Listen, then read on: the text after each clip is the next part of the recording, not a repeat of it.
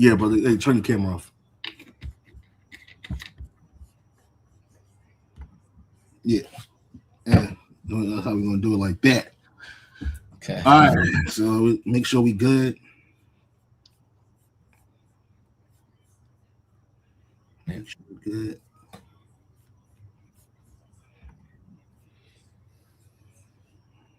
Make sure we good. Yeah, we straight. All right. We want to start off by giving all praises. First and foremost, we want to start off by giving all praises, honor, and glory to Yahweh, by Hashem, Yahweh Shai, by Hashem, Rakah Kadash. We want to sing double honors to the apostles and the bishop elders of Great Millstone for teaching us this word in truth and sincerity and for ruling well. Salutations to the elect, Lord, one with some of those men and women that believe in fear. In the name of Yahweh Bashem Yahushai, patiently waiting for the day of our salvation, the day of our redemption. And we the brothers from GMS Hawaii, and I'm the brother Gabar Yahawada. This is the brother Kahan Allah. Khan, and we the brothers from GMS Hawaii. Mina's big, Mina, bro. We wanted to get together real quick, you know, get a lesson in. Today's lesson is entitled "We're in the End Game Now," and this is inspired by this video that I was watching earlier. It was the algo update from Elder Wakaya Kwon from the UK. His page is GMS Fear the Most High 7 Ga, and please subscribe to his page because this Zaquan always got um, really really good videos, and they always edify. Every video he does is an edifying video. So go ahead and subscribe to that brother's video. And then it was also inspired by well, obviously this because this is the end game right here, right? This MOTB, the microchip that everybody's gonna be fitted with, and it was the title of the lesson was also inspired by some a quote that I got from a movie, Infinity Wars, where Doctor Strange said we're in the end game now, right? And when you look up the definition for end game, it really means something, right? The word end game, it says the final stages of a game or a situation, and we're in the final stages of the new world order being established, right? The last thing that they need is the system to be totally changed over to a digital enslavement system where everybody is fitted with a microchip, right? You see the image right here. Everybody is fitted with a microchip, a RFID microchip in their hand or in their foreheads, right? And a great example of that is I don't know if brothers ever saw the video that I did some time ago about the Moneyball, um, the not the movie Moneyball artist art exhibit, right? The Moneyball art exhibit right here, and then the individual that did this, that created this Moneyball. This is the Moneyball right here, right? And on the bottom of it, it has images, right? This devil right here, this guy right here. He created this art exhibit called the Moneyball, and this guy is extremely tapped in. He a high level warlock, right? This guy right here. But anyway, he had the different forms of money on a money ball. And the last form of money, right? It says the near future, biochip body as communication conduit, right? So you got the chip in the head, or you got it in your hand, and then you got the sign of the slave, right? That's what this money symbol is. Whenever you see the dollar sign with that line going in it, that's a sign of the slave, and that's where it started at because we were currency, right? And he goes into that the mark of the slave right here. So it started with the mark of the slave. Then you get to the Theron coin, right during the time of the Romans, and then you got the Federal Reserve System mark right here, and then it goes from the Federal Reserve System. They got the credit cards, credit card processing industry, and then it go from that to the payment using mobile devices, which we just got into that, right? Then you got the last stage. The last stage is this right here, biochip body. It says biochip body as communication conduit. So this is going how you going to be able to move in a new system is by way of this RFID microchip. The only way you can buy and sell is by way of this RFID microchip. And it says finish, which means it's finished. This is the last form of currency, right? And this is spoken about in the Bible, Revelation 13 and 16 on down, Revelation 14 and 9 on down, right? It speaks about this mark, the mark of the beast, where you got these other camps telling you that it's something that is not, sleeping with the white woman, sending all his forms. Now Nate, he's trying to come, you know, it seems like he's trying to come to understanding that it's this digital, it's this digital all, with part of this digital technocracy. Well, but he wants to make it seem like he came to a conclusion.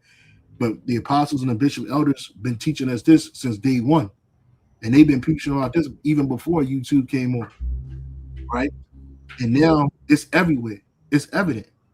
Why would first of all, why would this artist put this into his exhibit? Why would he do that? And I remember playing this right here. Let me play this real quick for you. I'll go to this right here. The guy explains the money ball.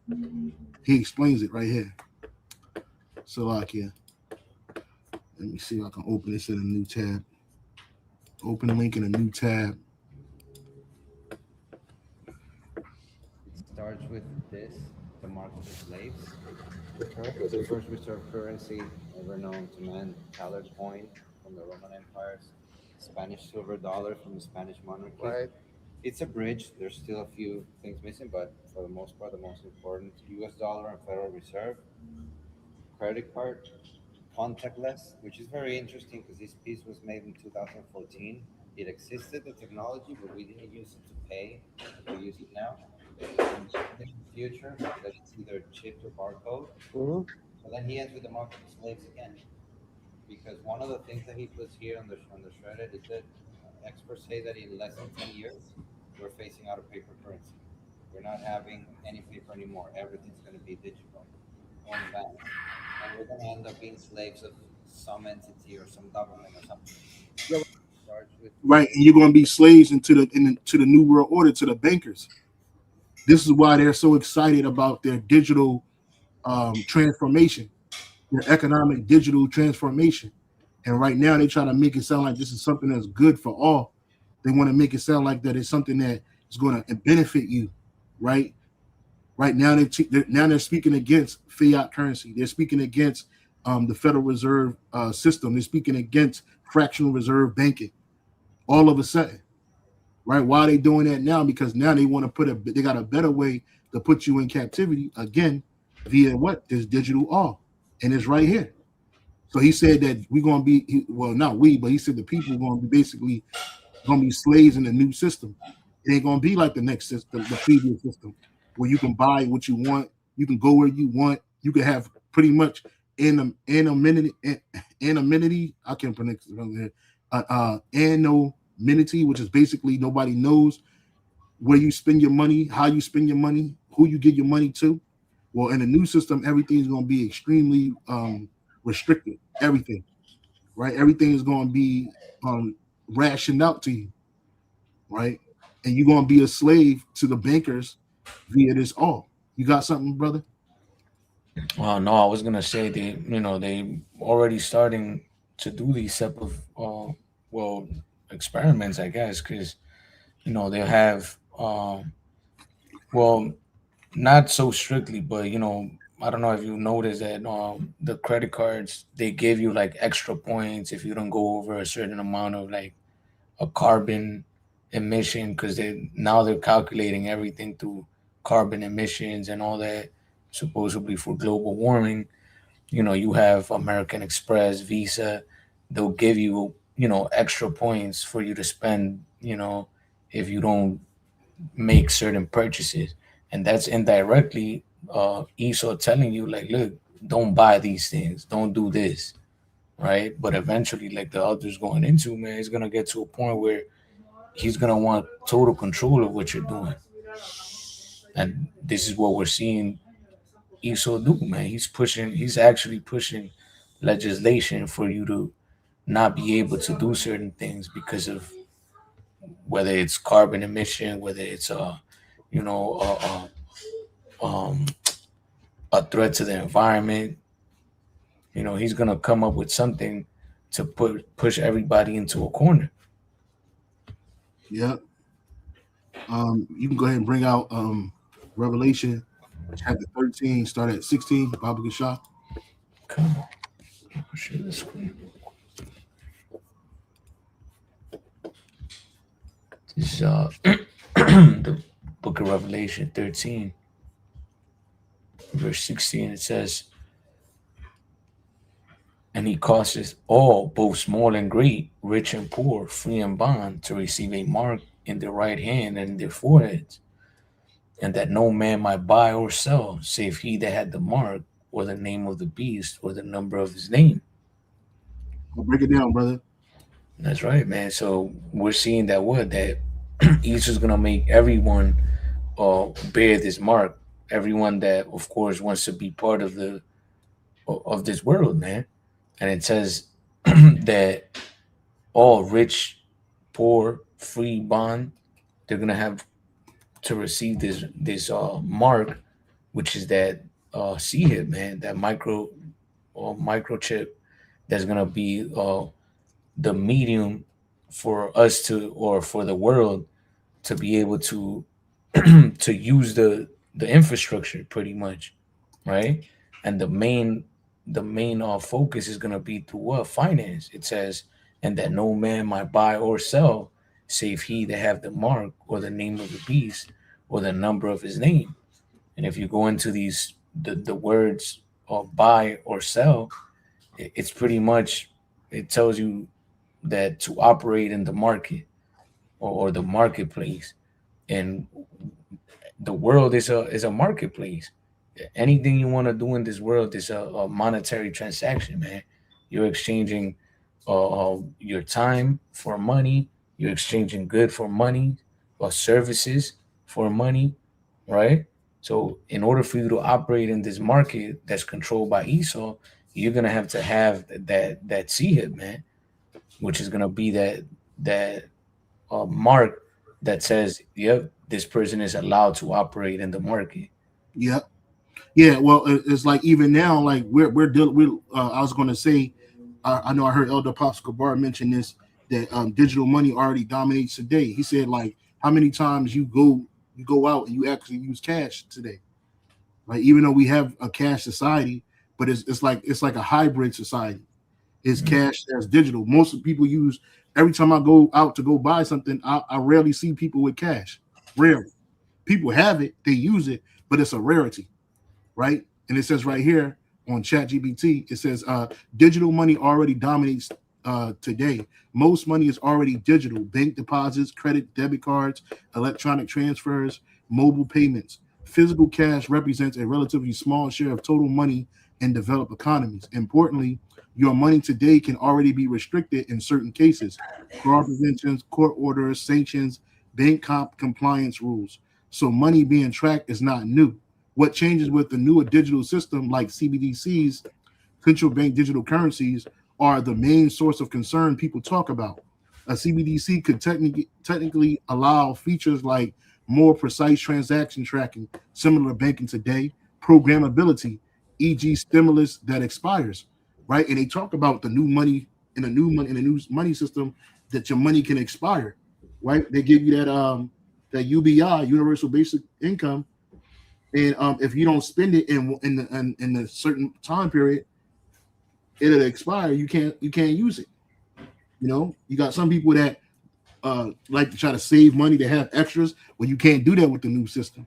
Automated compliance rules, but whether those features are used is political/legal decision, not a technological requirement. Countries could design CBDCs with strong privacy protections, minimal programmability, limited on government visibility, which that's not going to happen. That they're going to have, these governments are going to have extreme visibility on how you buy and selling. Could spending be restricted? In theory, yes, but this already is true in limited contexts today. Examples that already exist: food assistance cards, SNAP, health savings accounts, corporate expense cards. A future digital system could expand such capabilities, but doing so broadly would require explicit law. There's nothing for these people to make a new law overnight, right? They make it sound like it take years for laws and policies to change, and it doesn't, right? They already got the laws on the books. They just need to to get it passed. And there's nothing to get it passed if the banking elite want it, which they do want it. Okay? It says major real world constraints. Even if governments wanted extreme control, they face obstacles. Constitutional protection. Well, we know that what's his man named Joe Biden when he was a senator, he told Supreme Justice Roberts that he would I'll get it right here. Right? Biden told Justice Roberts this at his confirmation hearing. Biden and Chief Justice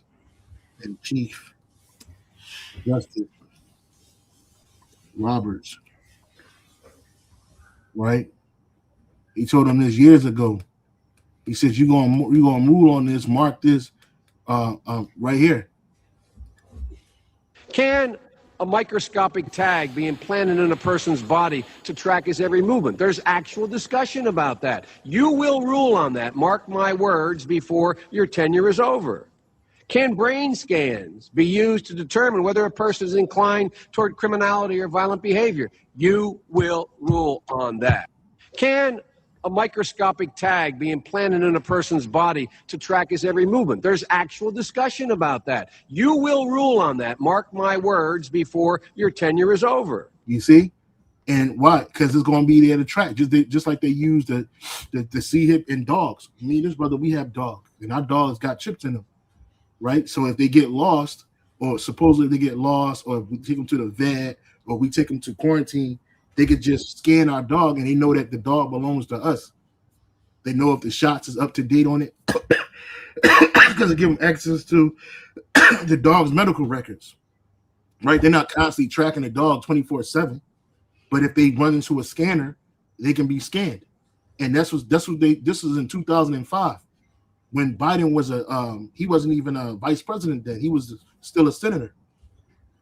And he was speaking to Chief Justice Roberts at his confirmation hearing, which he told him, "Hey, you gonna rule on this." Why would he randomly say something like that? Because eventually that's gonna be the new thing. With the new policies and the law, they're gonna have to, they're gonna make some new laws, and it's gonna go to the Supreme Court, and the Supreme Court can say, yeah, you can do it. Especially with the climate, whatever climate we find ourselves in that particular time, he's gonna be like, yeah, we can do it. It is lawful. And then guess what? You're gonna get the chip. You're gonna have the chip out there. Right? That's right. Well, you have already examples of the chip being implanted on people for medical purposes. It's always something for convenience, so something to help people out, and then it becomes something of our everyday life. Well, we could see an example with the credit cards, man. When credit cards came, nobody wanted to use it, but then it just became so easy to use them. It became so common to use them that everybody just started doing it. Like, well, fuck it, it is what it is. Now they're phasing out cash. We're just gonna use these cards. The same thing with cell phones, with all of that, man. Issa just rolls it little by little because people believe that. Well, I don't know what majority of the people believe, but I know most people believe that these microchips are something new, but they're really not, man. I think I had read an article that said the first microchip was implanted on someone in 1998, man. This is already what 20, almost 30 years ago. Yeah. So Issa's been messing with this technology for decades, man. And then I'm sorry, you got it quiet, my bad. Yeah, he's been building up the infrastructure to roll out his NWO for that C-hit, man. I tell you, you had mentioned the 90s, right? So I was watching this movie called White Man's Burden. It's on YouTube, right? And in the beginning of it, the little dude watching TV, and I'm gonna see if I can find it for you.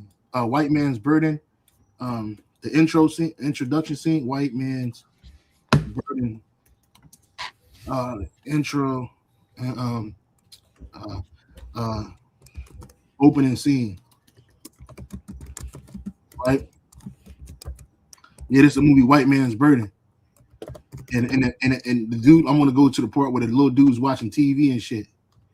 Right, he's watching TV right here, and they got Diva Force. Now remember, it says they do it backwards, right? They threw it in there. They do it in there backwards. I just want you to look at this and see if you see what I seen. All right, brother. Okay. Let me play this real quick.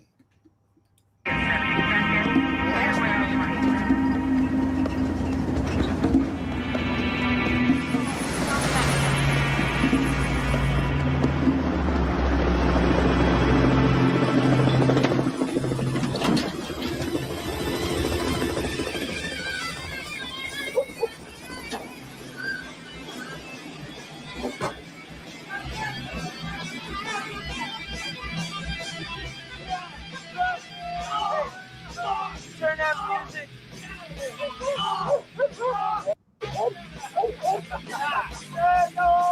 The suspect was described as a male Caucasian, 25 to 30 years. The story. Putting on a nice quiet. When I was in high school.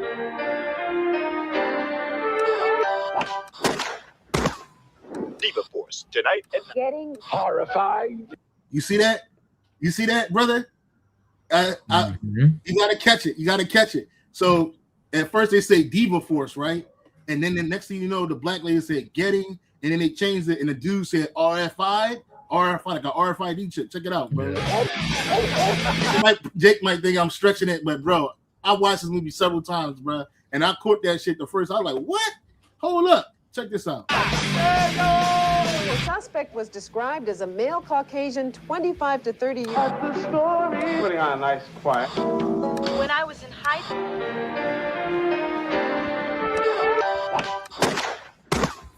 Diva Force tonight at Getting Horrified. You said you heard that? She was like getting, and the nigga said RFI, man. RFI, like what? That didn't make any sense. Like, why would they just say that? Because I'm telling you, they speak in code in movies, man. And this movie came out in 1995. It's a great movie. Jake need to watch this movie. In the movie, basically, Jake is on the up and Esau's on the bottom in this movie. You know, but did you catch what I was saying, brother? I don't know. Maybe I was wrong. You know what I'm saying? I played it over and over, and I was like, yo, this nigga said, because they said instead of saying well, even he did say RFI. She was like getting RFI'd. That's what he said, man. He played it.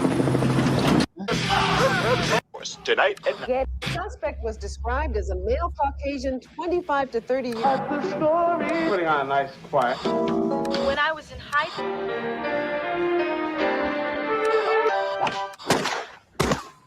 Diva Force tonight at Getting Horrified.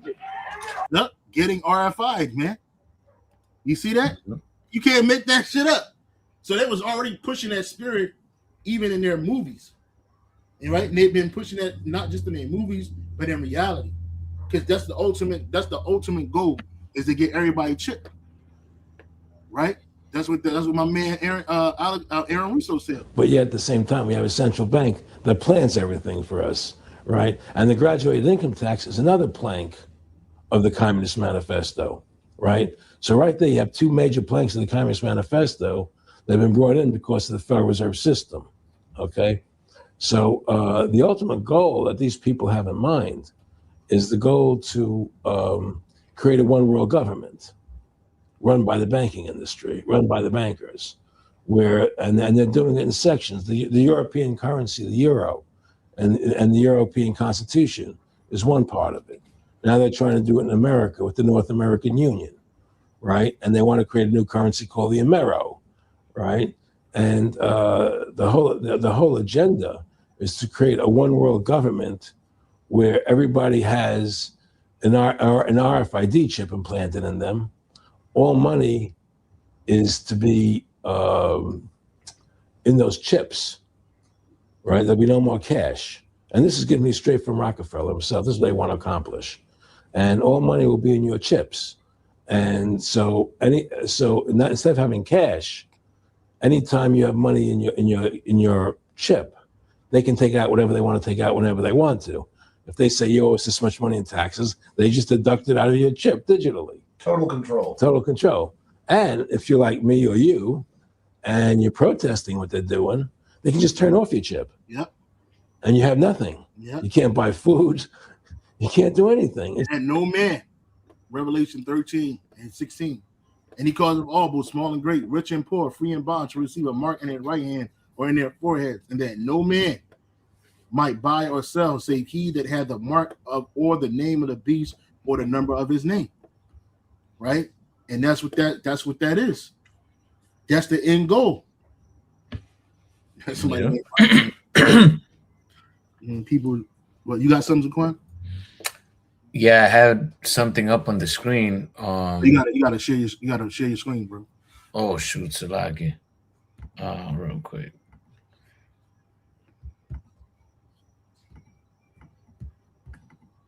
So I asked when was, in what year did the idea of a microchip being used for tracking or ID first came about, either in cartoons or movies. And it says the idea of microchip use for tracking or identification goes back several decades, both in real world tech and fiction. There isn't one single first year, but here's a clear timeline. In real life, 1940s to the 50s, early identification traffic concept like IFF transponders in World War II aircrafts, 1960s to 70s, which this is pretty much when I guess ESO started messing with RFID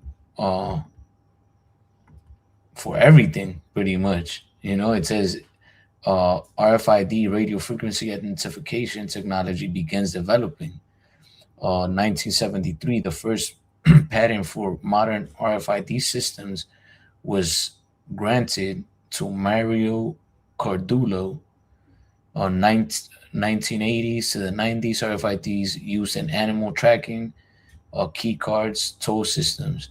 1998, the first human RFID implant experiment was publicly documented. Kevin Warwick, UK. So the real world tech foundation existed before it became common in movies. Yeah, well, it's through gradualization. They gradually implement it until they make it a thing, a common thing. Gradualization. That's why it took so long these different years, but it's spiritual too, because in 1960 to the 1970s, that's around the time Elder Abba Bivens came on the scene. Yeah. Right? So it was getting prepared for the end even back then. Well, really since Yahweh Shai. But we talking about the RFID chip. What you got it, brother? And yeah, like you said, it's all through gradualism. I had done a lesson a couple weeks back on how there's this new microchip company. Supposedly they cater to ranchers for their cattle and whatnot, for the livestock, and they got chips that track their vitals, track their mood, a bunch of shit, bro, like GPS. And then I was talking to the chat and asking it about the RFID chip on humans, and it was pretty much lying, saying like, there's no evidence that the microchips can track and measure vitals and all that shit. But at the same time, I was looking at the company that was literally telling me what the chips are doing now, man. Yeah. So it's it's set up to throw you off. Yeah. Because in this way, the longer you play with chat, because I run into that too, right? I ran into that earlier. A couple of things I asked chat. But as long as you deal with chat, you start going back and forth, and you start cornering chat. Eventually, chat will break down. Like, yeah, you're right. Yeah. And it's evident that we in that time, right? This is the end goal. Aaron Russo said it. That's what the bankers want. A one world government ran by the bankers, even though all the governments is run by the banker elite, the super banking elite. They want to come out of the shadows, right? And they want to have you cornered so where you can do nothing. Right, that's why Carl Schwab says you'll have nothing and be happy. Right, you'll have nothing to fight for. You'll have nothing to fight against. You'll have no power. You'll own nothing. Right, everything will be given to you by the elite bankers via their new chip system. Some people will have more. A lot of people will have a lot less. Right, right, and that's what they want. You in the new system, you ain't got to track a person for real because you living in 15-minute cities. If you go past beyond a certain point, you got to get chip. You got to get your chip scanned. If your chip scanned and you somewhere outside of your perimeter, they're gonna get you. You're gonna be, you know what I mean? You're gonna be cut off, right? Or you won't even be let into the other place. So you try to go from one city to the next, you're not gonna be able to do that. You ain't gonna be able to get in there. You want to go travel, right? If you don't got enough credits, if your credit social credit score is low, you ain't gonna be able to travel. You're not even gonna be able to purchase the ticket. That's what the new system is about, and that's how it's tracking you. Every time you move, every time you purchase something, you're being tracked through your purchases. Even now, right? All your digital purchases, they know what you buy. They know what you look at. That's why they advertise it to you when you go into these social websites. You got it, brother. It's locking, man. No, you're right. And well, look, this is some of the examples we see in movies and cartoons, and this was in the 60s, man. They started playing with this, well, if they're showing you in movies and shit, that means that they already started doing some sort of, experiments. This is why, I was pointing out the 1960s to the 70s. ESO had to been playing with this technology since back then. So this is what we're talking about, 65 years roughly of ESO playing with this technology, man. And now they're making it seem like, oh, we're trying to make it safe and this and this and that. But in reality, they're just slowly rolling it out. Like, yeah, look, it's safe. Look, it's reliable. Oh, look, it's helping people out. It's making life better, easier for you. Now you don't have to carry a wallet. Now you don't have to, have your car keys to turn it on. The other day, I actually went into a store. I mean, it wasn't the chip, but there was this couple, and they were paying for stuff with their Apple Watch, and they had this spirit about them where it was like they felt like yeah, we're in that circle of tech people. I don't know if you catch what I'm saying, but like, yeah, like people want to be a part of the new era of technology. That's right. If I'm expressing myself correctly. Well, And that's lucky, brother. and they're willing to take on these new things that are coming out that East was pushing, man. Well, That's why a lot of those cyber communities or cyborg communities, when they interview these people, pretty much they all say like, well, I want to be part of the pioneers of what's coming next. Yeah, because it's inevitable, and they know. Yep. Yeah. Well, that's how they do it. They first is through convenience, then it's through necessity, and then it's made mandatory. Oh, this is convenient, so let me do it. Right. That's why nobody had a problem about switching from fiat currency to digital pay, tap and pay, and then you had the 6 years ago, which forced people to use digital payments. Nobody even wanted to take the dollar out of your hand. Oh, because it passed germs. So you got to tap your phone.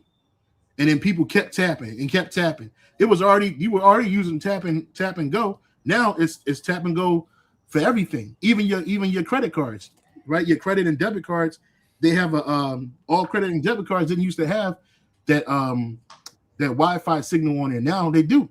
So you just tap your card. You don't even gotta swipe it no more. Certain places like Walmart, they make you put. I don't know why Walmart don't use it. I think it's too expensive for them. So at a cost saving, they stop. They don't really use a tap like that in certain places, certain Walmart stores. But for the majority, it's tap and go. Apple Pay, Google Pay, right? Apple iPhones and Samsung or Android phones, they allow you to basically download your credit card to your phone. So now you just use your phone. And that's called gradualization. People don't even walk outside with their wallets anymore because I don't want to lose my ID. I don't want to get robbed. Right? So let me just use my phone. But then you can lose your phone. What happens when you lose your phone? Right? So that's going to be the next thing. And then eventually it's going to go to the chip. You got it, brother. Kind of. Well, I actually found this article that kind of goes hand in hand with that ball that the money ball that you brought up. Yeah, con. And well, I'll read this and then I'll point out what I'm trying to refer to. But this is from the Business Tycoon. It says from wallets to wearables, the next frontier in digital payments. And this is a bit old. This is from November 4, 2025. But check this out. It says the world of money is changing faster than ever. Not long ago, cash was king, and the idea of paying for a coffee with your phone seemed futuristic. Then came digital wallets, apps like PayPal, Apple Pay, Google Pay, and Venmo that redefined how we transact. Today, we are on the cusp of yet another shift. Wearable technology is emerging as the next frontier in digital payments, from smartwatches that let you tap and pay to rings and fitness trackers embedded with payment capabilities. The very act of making a purchase is evolving into something more seamless, secure, and integrated into our daily lives. The question is no longer if wearables will shape the future of payments, but how far and how fast. And ultimately, we know how far it's gonna go. It's gonna go to the sea hip, man.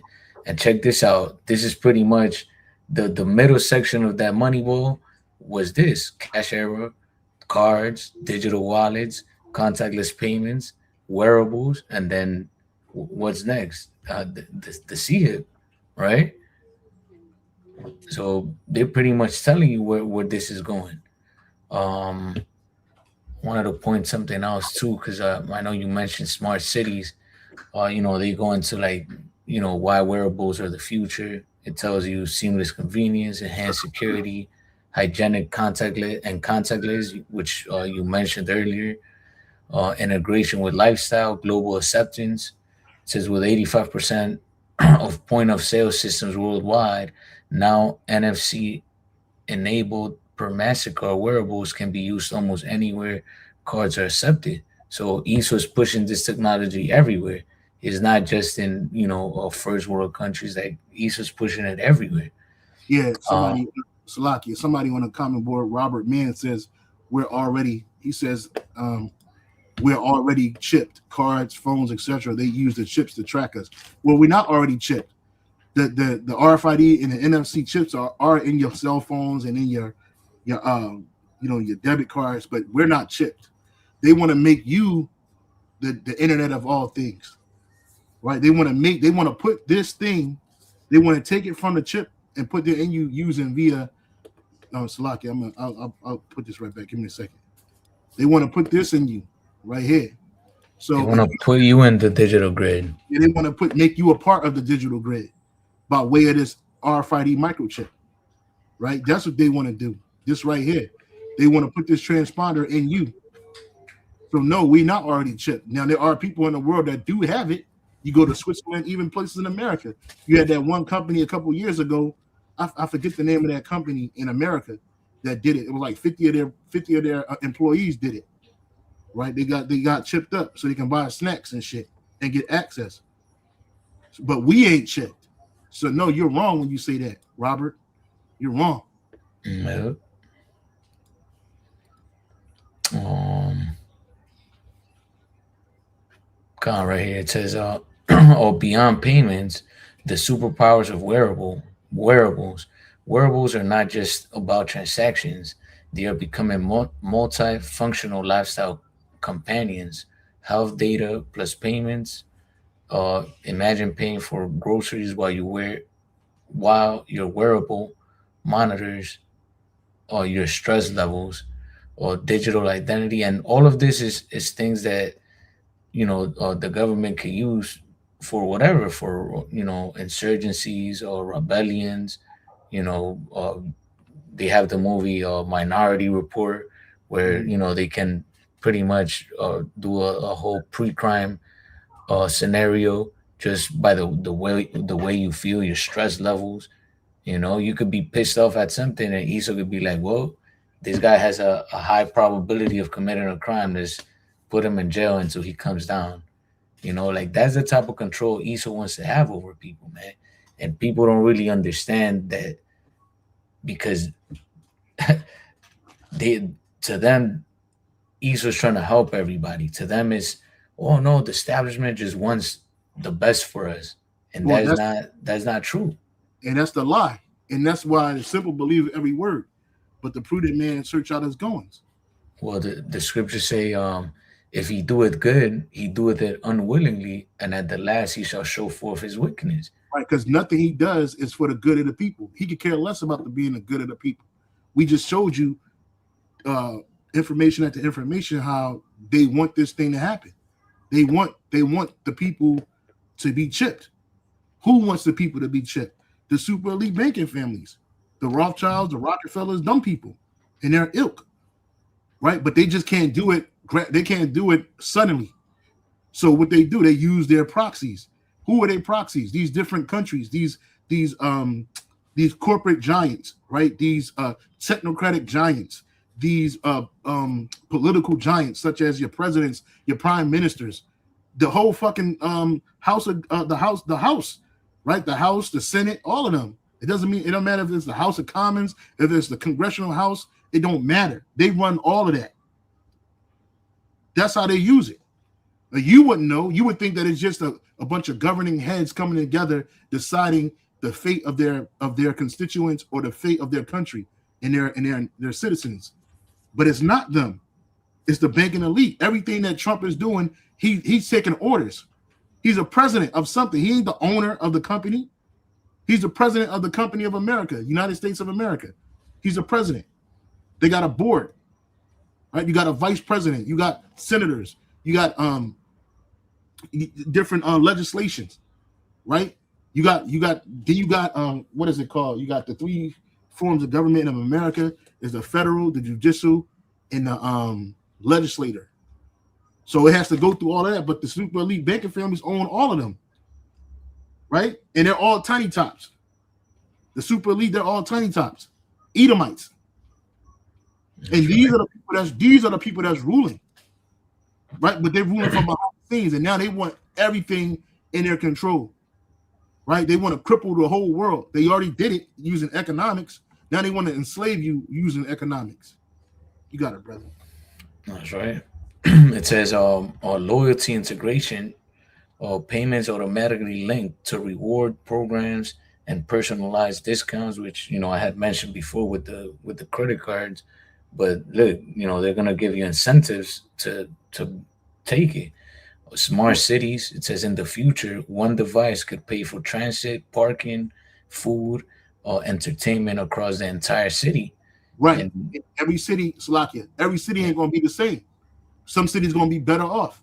You see in movies like you see that movie fuck is that the movie where old girl with the art, she was an archer and shit. I forget the name of that. Hunger Games. Hunger Games, yeah. Yeah. Some movies, some places you ain't gonna be able to use it to do all of that other shit. You just using it to eat and survive. And clock in and go to work. You got it, brother. Yep. Yeah, and then shoot, I lost what I was about to say. Smart cities. Da, da, da, da. It says one device. Oh yeah. Salaga, the Wadiha Bashimasha. Yeah, so pretty much be part of the marketplace, right? We mentioned those words buy and sell in Revelation 13 and 17. Buy and sell goes to pretty much being able to operate in the market. So it tells you smart cities in the future, one device could pay for transit, parking, food, and entertainment across the entire city.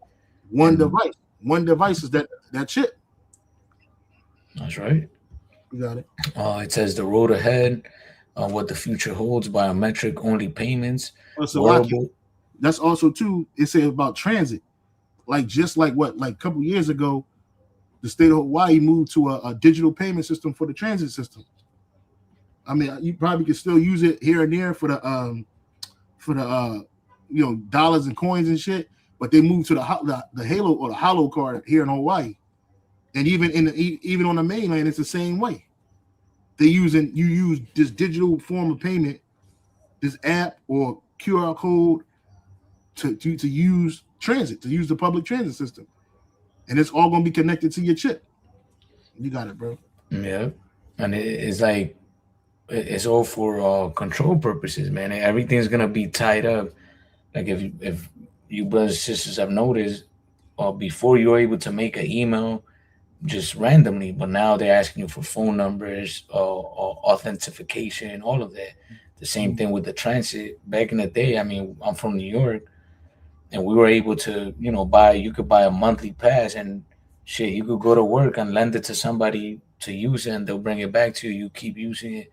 It's not gonna be like that no more. Everything's gonna be for only for you, just like what Costco and Sam's do. You know, you can't go to Costco and use somebody else's membership.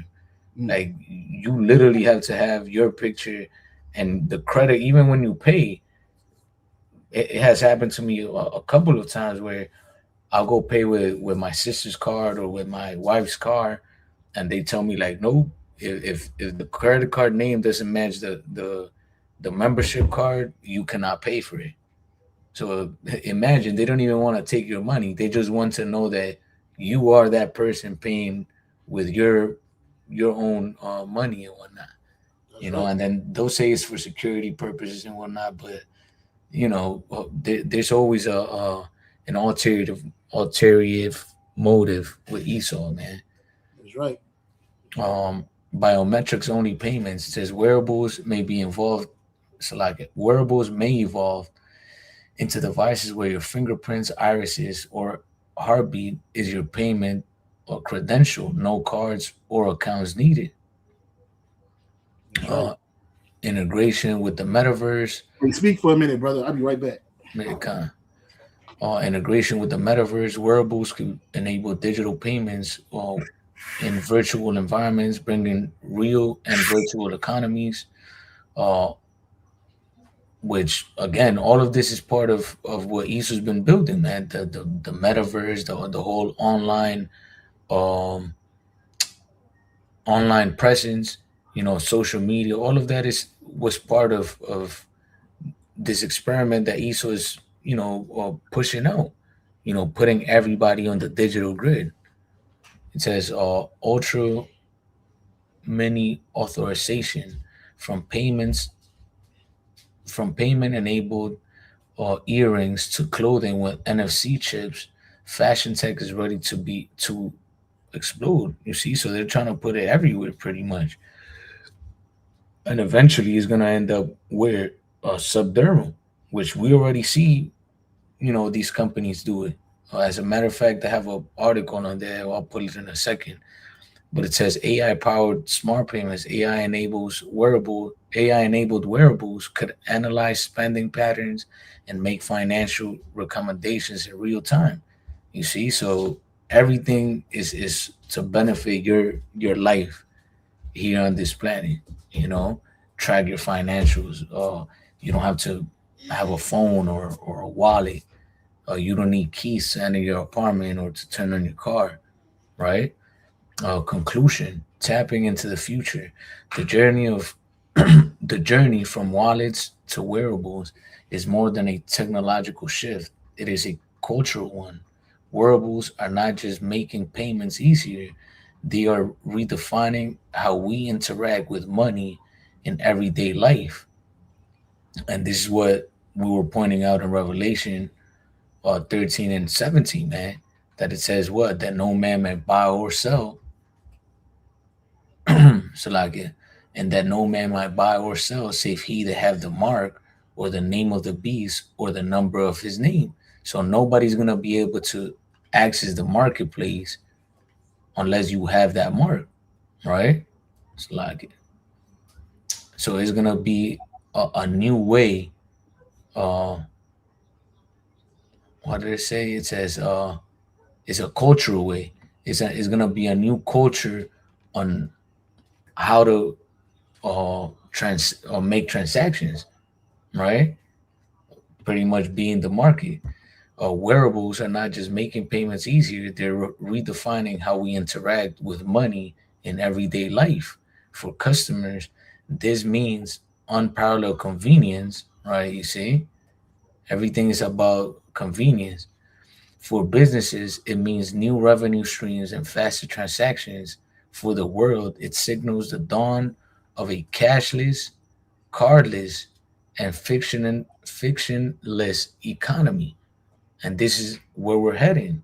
And again, they make it seem as, oh, it's just wearables, but they've already begun decades ago to what, to uh, put subdermal implants into people, man. It says as adoption grows, the technology advances. Wearable payments won't just be a novelty; they'll be the new normal. The next time you buy a coffee, don't be surprised if all it takes is a flick of your wrist. You see, in your hand or on your forehead, in your hand. That's right.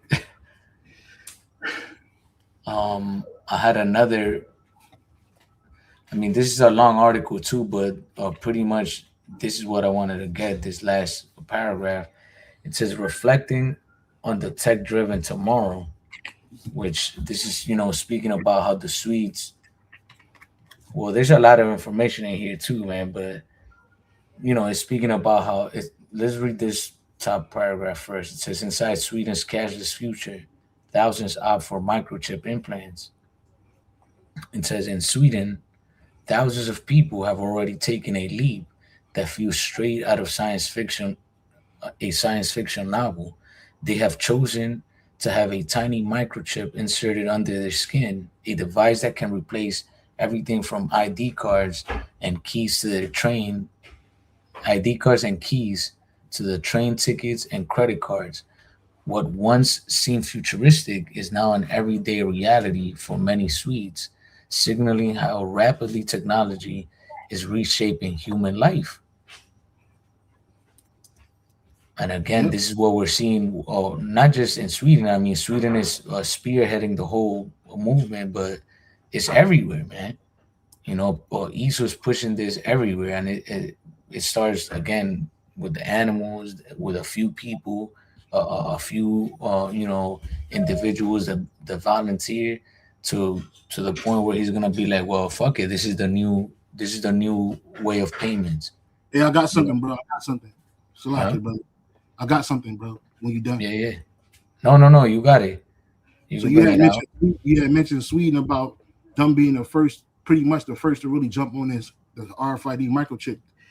You gotta So share the screen out. no. I'm gonna say it in a second. But Oh, okay. you had mentioned that the Swedes were the first, some of the first, if not one of the first countries to really accept this chip as a way of buying and selling and using it as a new way of form of currency for themselves, right? Check this out. I knew this before, but I'm glad I looked it up. I asked the question: was Sweden the first to accept fiat currency in Europe? And it says yes. Sweden was the first country in Europe to issue and accept paper banknotes, which function as an early form of fiat currency based on public confidence rather than immediate redemption for metal. In 1661, initiated by Johann Paulmark at Stockholm's Banco, these notes were created to solve the practical issue of hauling massive copper plate coins. You see?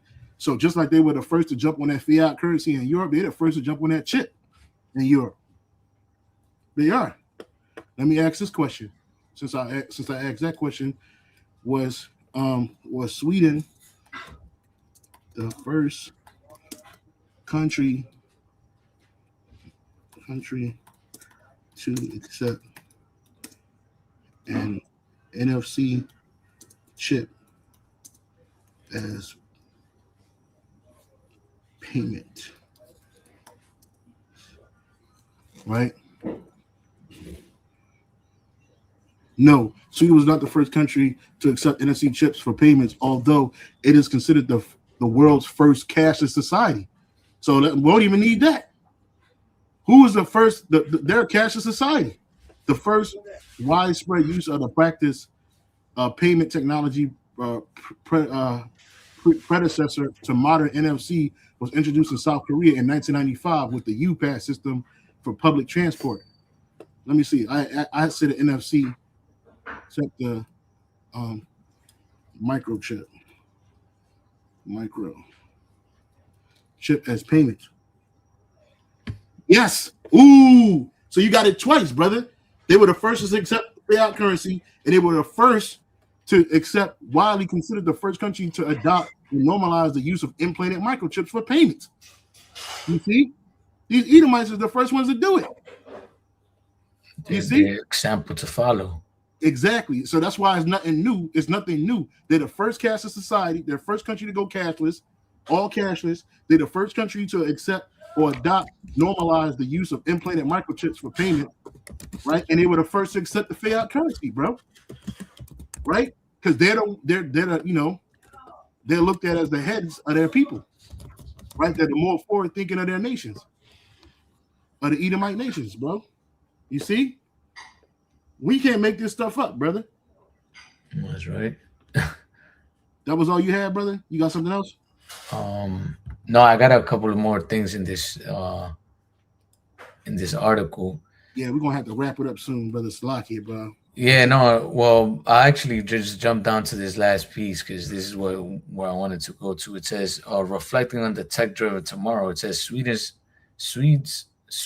embrace of microchip implants offer a window into a possible future for the rest of the world. It challenges us to think differently about technology, not as a separate force, but as something that can be harmonized with human existence. The success of this movement will depend on maintaining ethical standards and ensuring technology serves humanity rather than the other way around. What is clear is that the future is arriving faster than most expected. The Swedish example shows how societies can adapt to bold innovations when guided by trust, transparency, and curiosity. Its technology continues to evolve. As technology continues to evolve, microchip implants might soon move from novelty to norm. Ultimately, this story is not about chips and data; it's about people and progress. And why they want to make it, they want you to believe that this getting the chip implanted in you is about progress.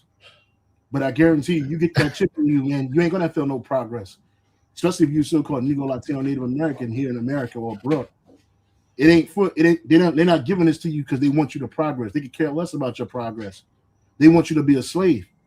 And as any slave society, you got some slaves that's doing better than others, like those people in Sweden. But nonetheless, they're still slaves. They just adopted it early. That's right. You got it, bro. It says, it is about people and progress. It is about the choices society makes in the pursuit of a smarter, more connected world. And as Sweden leads the way, the rest of the world watches closely, wondering whether the next great leap in humanity technology might start with something as small as a grain of rice. Which is that chip, the seed.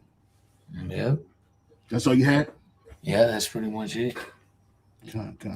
So, real quick, I was gonna play a little bit of these two videos, but I'm gonna have to say this for the next time we do this lesson. I'm gonna keep this up, But this is 2 Corinthians 2:11.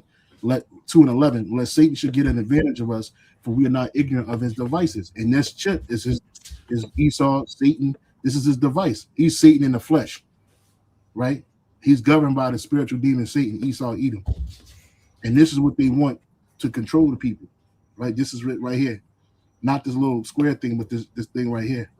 This is going to be the new way of buying and selling, right? That's right. All right. So this has been part 1 of We're in the End Game Now. We hope that you got something from this. You got edified, and we hit the nail on the mark. Lord willing, we might come back on Sunday. Lord willing, tomorrow's camp day, so we may come back on Sunday and finish part 2 off. With that, we give all praise, honor, and glory to Yahweh, by Hashem, by Prophet Gosh. Double honor to the apostles and the bishop elders of Great Millstone for teaching the word and truth and sincerity, for ruling well. The salutation to the elect. Keep pushing, keep striving. We're almost out of here. Hey, shalom. Hey, shalom. Hold on, brother.